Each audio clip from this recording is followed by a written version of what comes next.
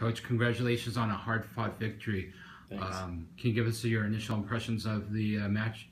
Yeah, we were pretty flat coming out in the first two sets, and part of that was us, and part of that credit to BYU. They took it to us quite a bit, and really blocked a lot of balls in the first two sets. It seemed like a lot of them came on the front end of the second set, and then I think we tried to sit back and kind of evaluate how the match was going to be played, probably a little too much as a team, and then I think we obviously asserted ourselves more in the third set, and then the fourth and the fifth. I liked how our team started coming back in the second set. We were a lot better as far as the quality of volleyball. The score only changed by a point, but we started executing. We started attacking more aggressively, and Tui came in and brought a little different element attacking for us. So that part was great. And I think those were factors that changed the game. Us just settling in and playing our game, and getting used to playing them. We haven't played against a guy as tall as Langlois, and he was doing a real nice job blocking on that side of the court, and so we just had to find other ways to score points. And then the other thing is we served well over the first two sets. We weren't so great. I think we'd made 7 of our 18 errors, in just those two sets, and then I think we only had a couple aces, and then 3, 4, and 5 we really picked up the pace, got some aces, and really kind of relaxed from the service line and started generating some points by the way we were serving the ball. And that was another key, is we were able to get them out of system and start creating some more obvious situations for us on blocking defense. And with us settling down and starting to take a little better control of the match, I think that's what turned it. We'll talk about the specifics of the match a little bit, but I'm more interested in what your perspective was of the Hawaii trip. Specifically, how do you think the team was after the 2 5-set matches that both went over 2 hours and 45 minutes? Yeah, we got a lot of volleyball in. We talked about that whole weekend being a great learning experience, and it was a fantastic challenge for us. Hawaii was all we could handle, and then some. They were fantastic from the service line both nights. Sador, he was phenomenal both nights.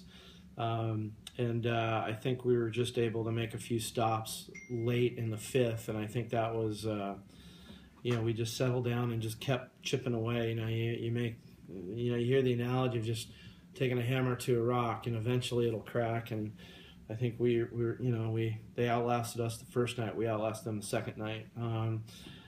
Physically it was tiring, but I think more mentally it was pretty tiring as well for our guys. And we showed great resolve both nights. I think we were down big and up big, came back, kind of on death's door in the first night, and came back and tied it, and actually had several match points. Just couldn't close it out. Made some errors in the fifth, and then we learned from that, and we were much more efficient in the fifth set the second night over there. And they're more and more learning experience. Every time we go out on the court, we're learning something about ourselves. We're learning a little bit more on how we play with each other. Who can press what buttons, who can access what types of things to change within a match. And it's really great. Both nights Alex Slot, was having a tough night, and the second night in Hawaii, and then the same thing happened tonight. He was having a tough night, and then really got better as the match went on. And I think it's indicative of how our team plays. It was great. We talk a lot about playing moment to moment or point to point. It's probably an easier way, and our team really does that well. We don't think about what happened before, and we're not thinking too far ahead. We're just playing in the moment and playing that particular point. And those matches in Hawaii really forced us to do that, and that obviously helped us. We're real experienced now playing 5-set matches. started in Grand Canyon. I hope it's not that big of a trend. I told the guys I'm already fat. I don't need to go bald. But and then we had the 5-setter at Irvine, which was big, and and then the 2 in Hawaii, and then this one here. So we're doing pretty well. We're comfortable in that environment, and it's again, Hawaii was just a great learning experience, a way to do it in a really tough environment where there's a lot of people in the stands cheering for the opponent. So it was nice to be back home. So hopefully we can do a little bit better tomorrow. You earlier talked about Larry Tuiletter coming off of the bench.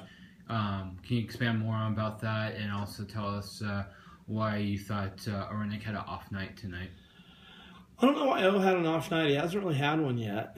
But yeah, it was clear he wasn't his best tonight, and Tui was ready to go. He always has been. He bailed us out in Irvine, and he bailed us out tonight, and he helped kind of stop the bleeding a little bit a couple times in Hawaii. So Tui brought a much different element attacking than I think BYU's seen. He's a smaller guy, obviously, and the geometry of how he's hitting is a lot different than some of the other guys. And quite frankly, he's just got an arm that's fast and faster than just about anybody in the league.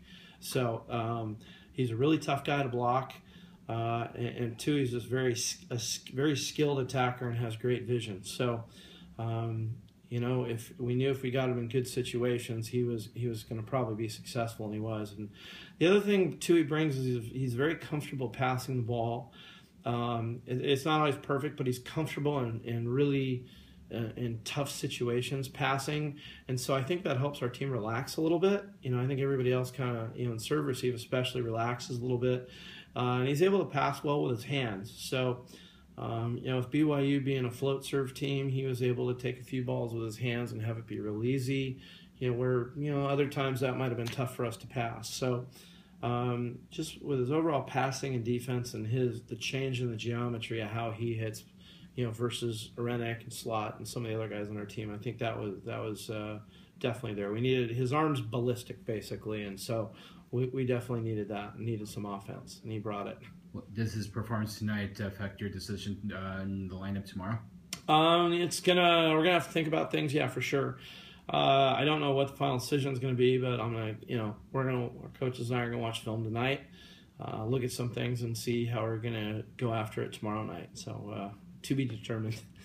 Could you tell us what made BYU's block so effective tonight? Well, they run a system that they don't commit a lot. They don't do a lot of fancy stuff. They have a really sound principle, for their system, and they're just good at it. It's very similar to like a cover 2 defense in football. There's not a lot of razzle dazzle to it. They're just good, and they're real good because they just focus on their one or two things that they do. And it's very tough. There's not too many seams. There's not too many openings. And you're going to have to just take a swing, probably at forearms most of the night. Now, can you get some kills off them? Sure.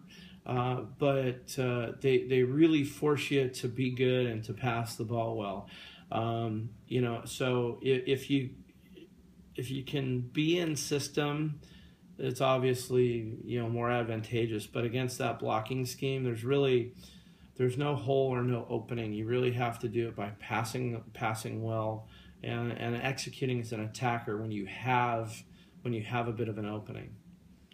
And finally, can you comment on what adjustments you think you will have to make for tomorrow's match? Specifically, do you see what adjustments do you see making to limit Langloss's performance that he had tonight? Yeah, I think just getting used to his style of play. We haven't played against an outside hitter like him. I don't think, maybe a little bit of Page, but when we played UCLA last year, Page he's got such a different arm, and he didn't play the second time we played him. So to have a guy in the left pin that's that tall, like I mentioned geometry at Tui, the geometry changes big time with him, with Langloss, and he did a great job. I think we got an idea of what he likes to do. We saw some on film And, that was the other tough thing getting ready for these guys. We were, they won their last 4 matches fairly easily, played lots of guys, and it was real tough to figure out who was going to play and how they were going to play. Now we got a better idea what it looks like live. And so adjustment-wise, I don't think there's a whole lot of magic to where we set up who's matching up on who. I think for our team in particular, I think it's more about what's our state of mind when we're going to go on the court. Are we going to be aggressive from the get-go, and then take care of the sort of pass game? So once we got aggressive, as a team, attacking all those things, and got aggressive and relaxed from the service line, that's when things turned. And so really it's just accessing what got us to that point in 3, 4, and 5 and getting to that mindset sooner for us. That'll be the big thing. Well, thank you for taking time with us, and good luck tomorrow. Thanks. Fight on, everyone.